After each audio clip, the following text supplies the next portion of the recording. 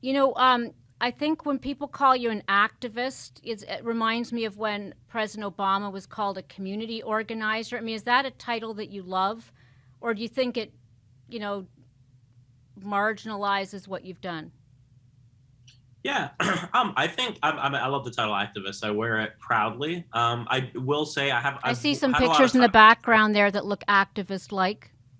Yeah, well, it is a lot of activism. It's also just a lot. I'm a musician, Right. and music is a huge part of my life. I own a small music festival here in Orlando that's raises money for a nonprofit. So I'm a bit of an entrepreneur, actually. Not But Firefest. Yeah.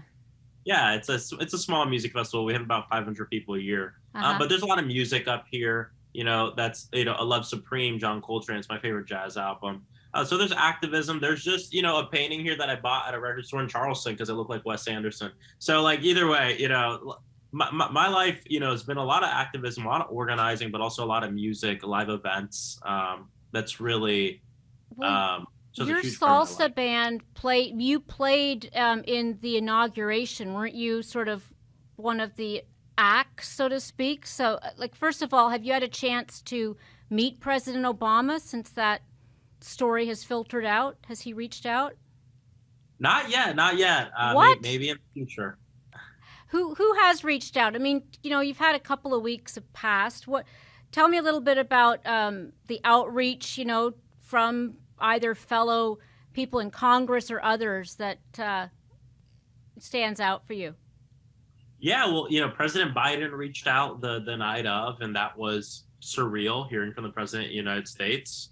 A lot of times you get these caller ID numbers, and you see, I'm getting one right now, no caller ID. You never know. Right? Could be uh, spam, could be, you know, uh, the vice you never president. know.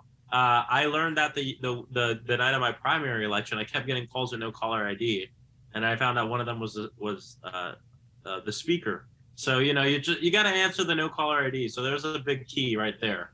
Answer the no caller IDs. Worst case, you just hang up the phone. Best case, it's President Biden. So, So. I since you're on, you talked about government being a little too old. I know don't want to bait you here, but any thoughts for President Biden on whether he should run again or just how we get more young people into Congress?